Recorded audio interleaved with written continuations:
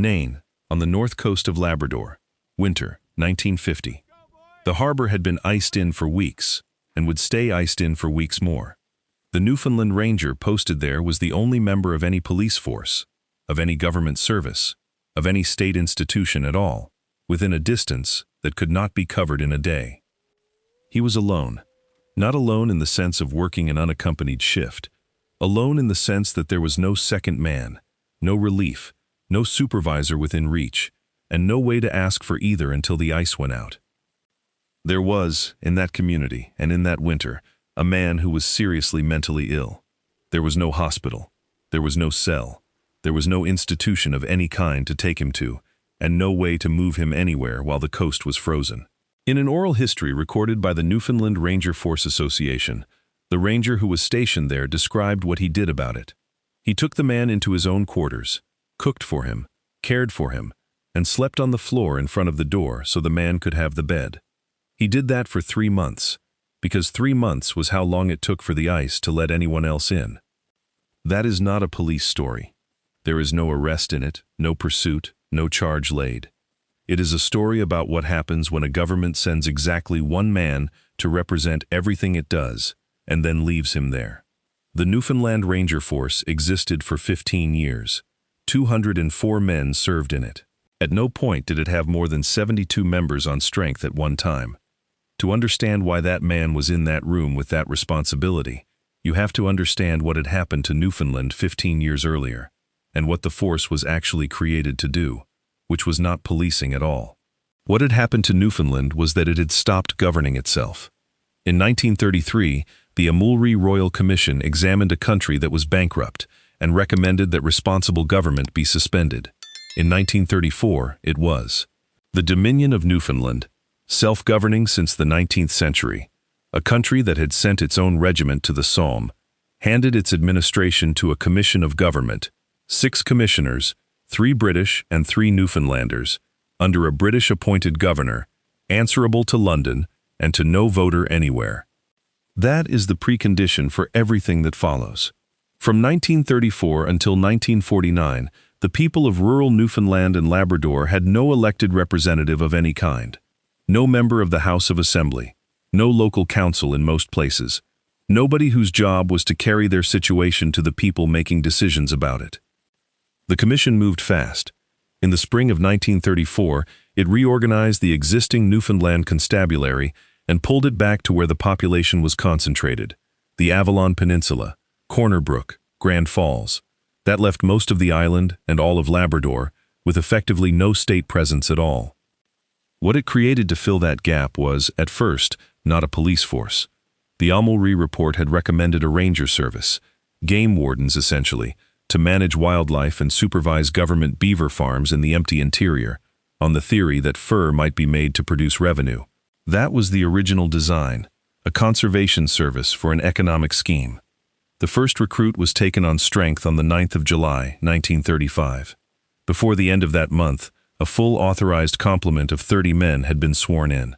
They were housed under canvas at Whitbourne, on the grounds of the Grange, the former estate of Sir Robert Bond, once Newfoundland's Prime Minister, now a training depot for a force nobody had fully defined yet.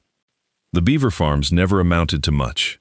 The force became something else entirely, and it became it within months, because the commission discovered it had accidentally built the only mechanism it possessed for reaching its own population.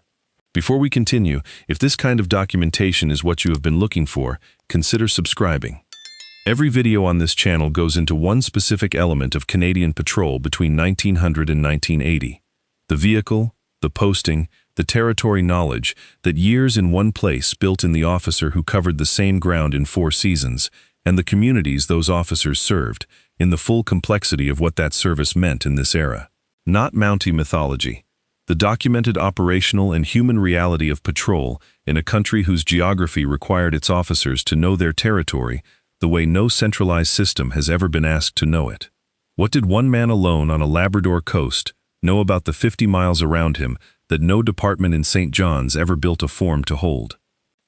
And if you served in the RCMP, the Rangers, or a provincial force in this era, or your family did, put it in the comments. Which detachment, And what did your ranger do for your community that had nothing to do with police work at all? Next on this channel, the RCMP dog patrols out of Fort McPherson, and what the men who ran them learned from the people who had run that country first. Back on the coast. So who did they take, and what did they train them to be?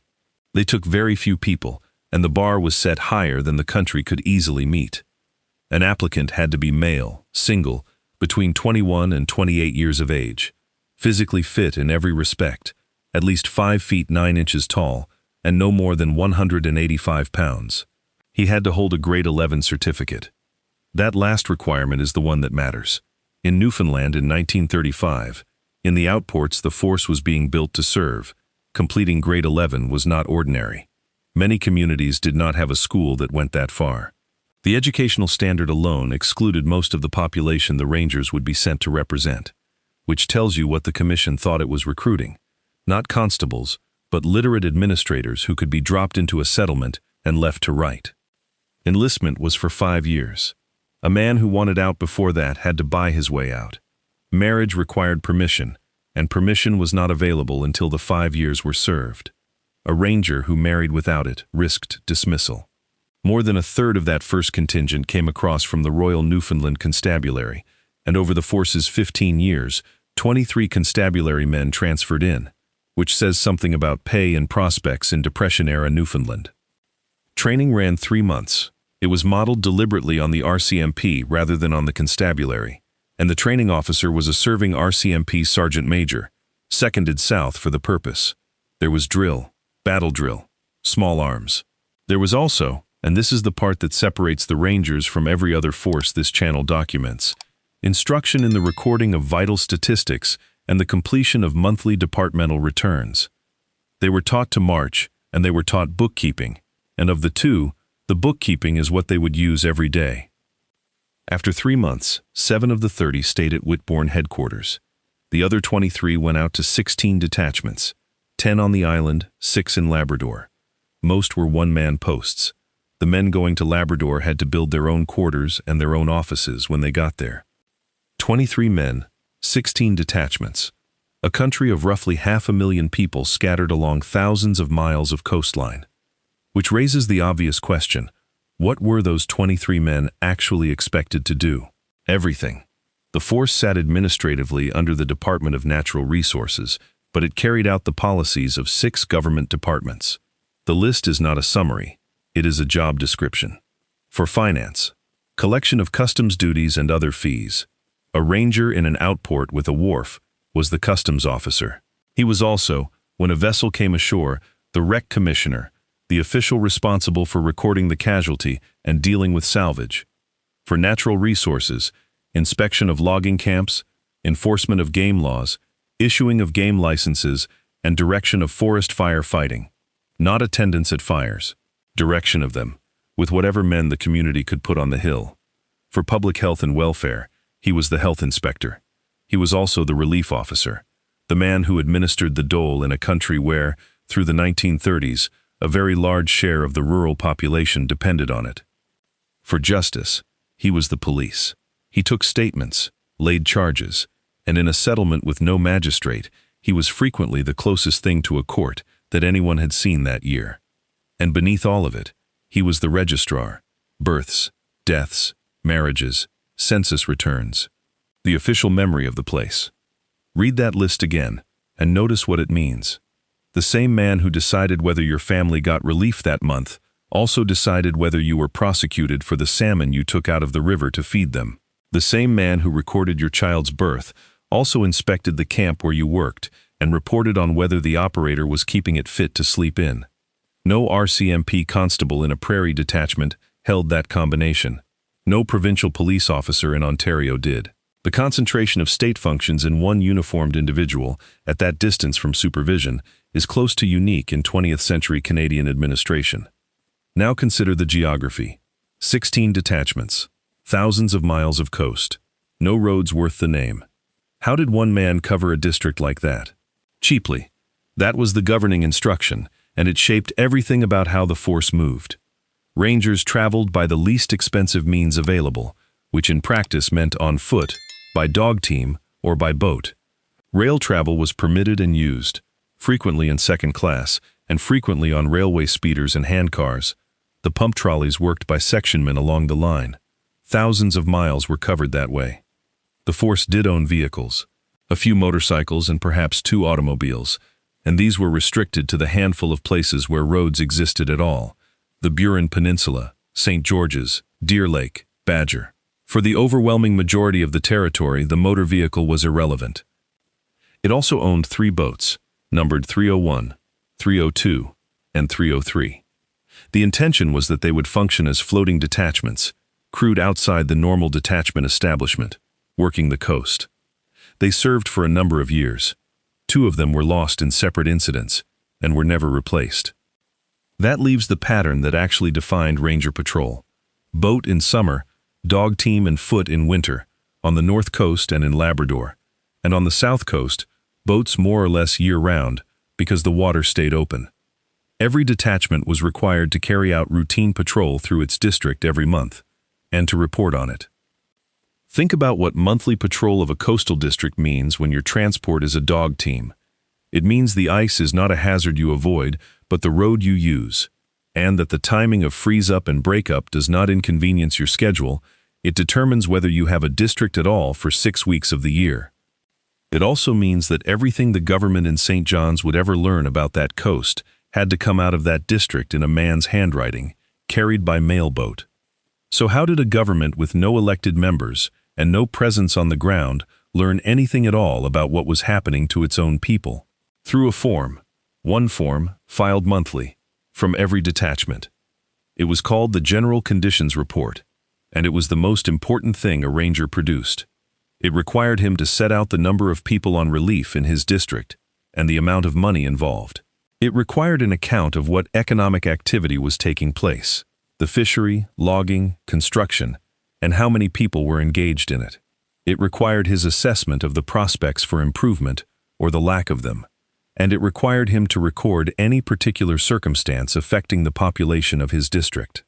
That last clause is doing enormous work. It is an open field.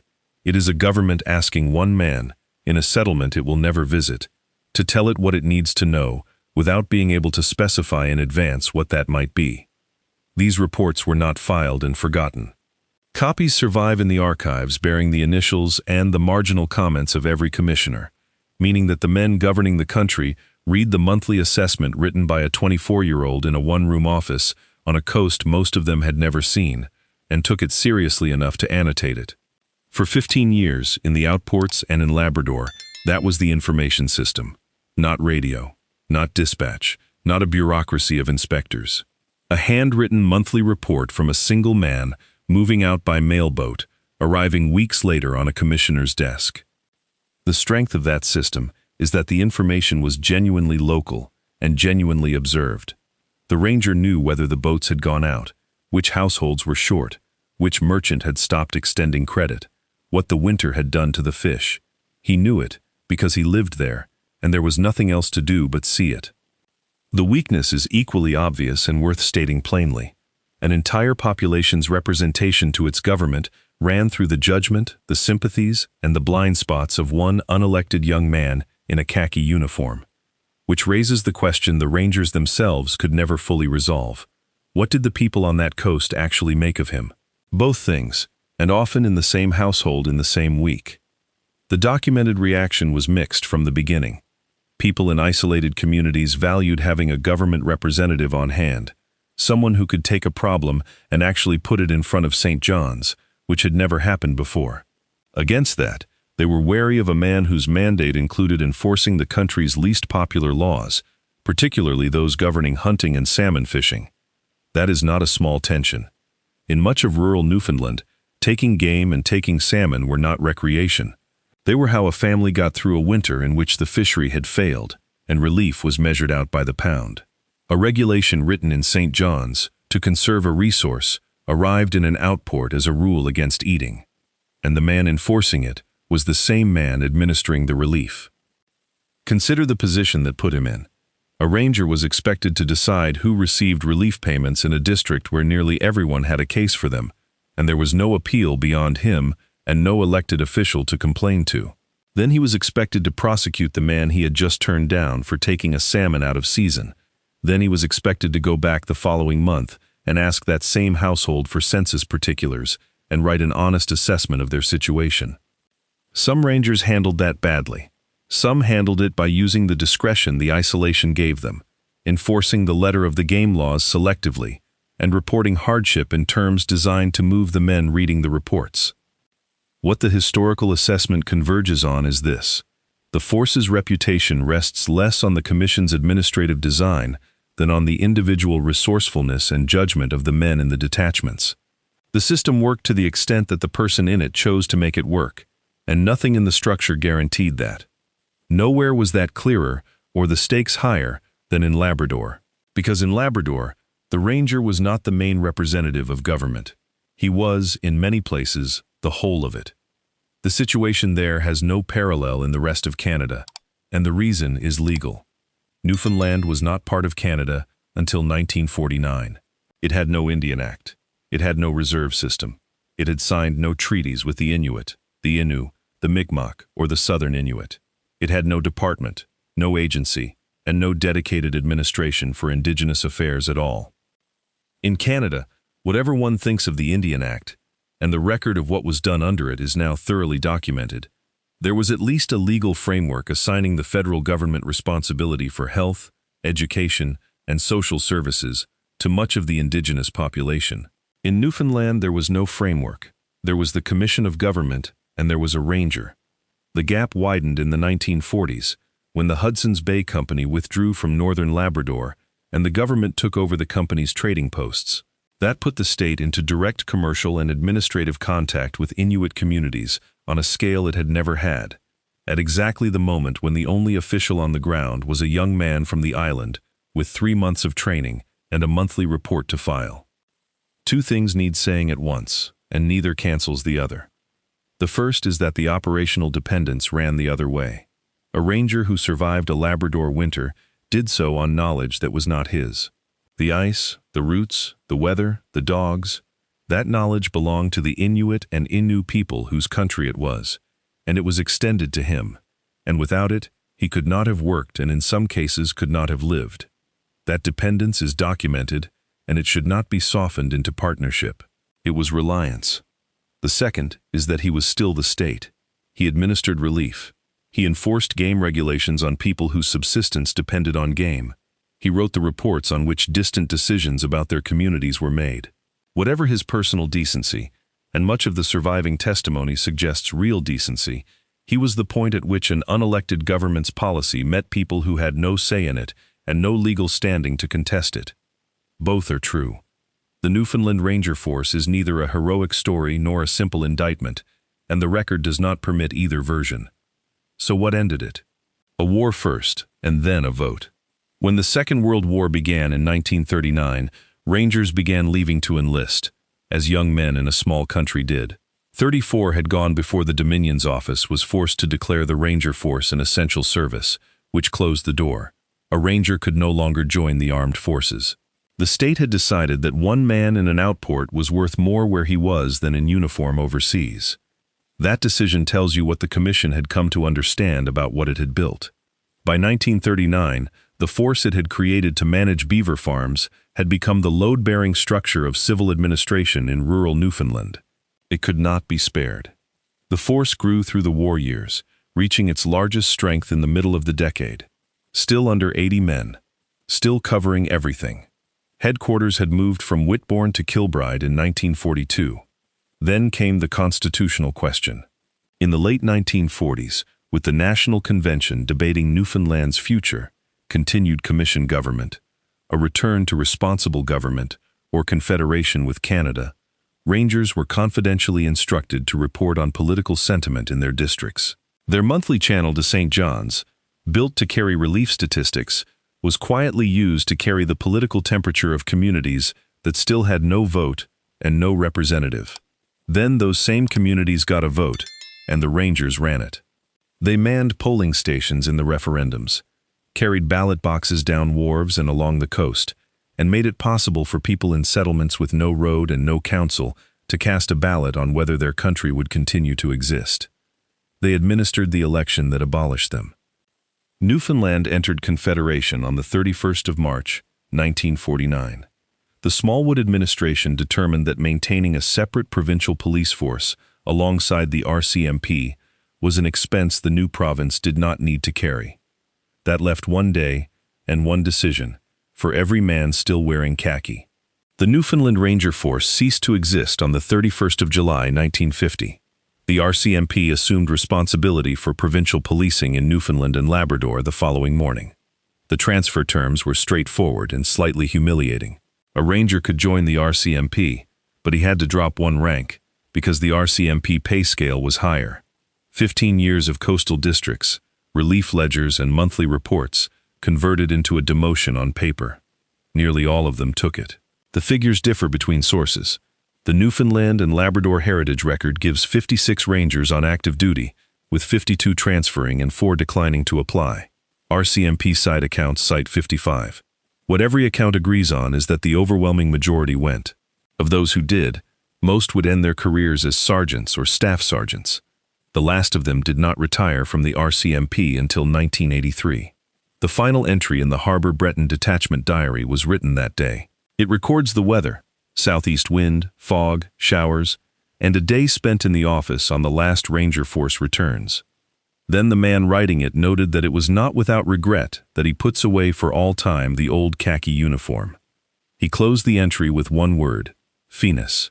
If this channel is going to keep documenting what patrol officers knew about their territories and what it cost the institution when that knowledge left, subscribe. There are more coasts, more one-man detachments, more dog team crossings, more months in which the only report anybody filed was written by hand at a kitchen table, and none of it was ever asked to write itself down properly. What did one man alone on a Labrador coast know about the 50 miles around him that no department in St. John's ever built a form to hold? And if you have a detachment, a coast, a posting, a ranger in the family, put it in the comments. Which detachment, and what did he do for your community that had nothing to do with police work at all? Next on this channel, the RCMP dog patrols out of Fort McPherson, and what the men who ran them learned from the people who had run that country first. 204 men served in the Newfoundland Ranger Force. It never held more than 72 at once. What Confederation gave Newfoundland and Labrador: a national police force, a federal treasury, a pay scale, a promotion structure, elected representation in every district for the first time in 15 years. Those were real, and they were not small. What it did not give the coast was the arrangement in which one man was the customs officer, the health inspector, the relief officer, the game warden, the registrar, and the police, and knew which of those hats to be wearing when he came through your door. The RCMP that took over in August 1950 was better resourced, better trained, better paid, and accountable to a government that people had actually elected. It was, by almost every measure, an improvement. It was also, by design, a police force. Only that. The reports stopped. Nobody in St. John's asked the men who had written them, before they changed uniforms, what 15 years of monthly observation had taught them about the places they had been sent to watch. The forms had recorded the numbers. The numbers were not the knowledge. The coast is still there. The ice still goes out in the same weeks. The knowledge is somewhere else now.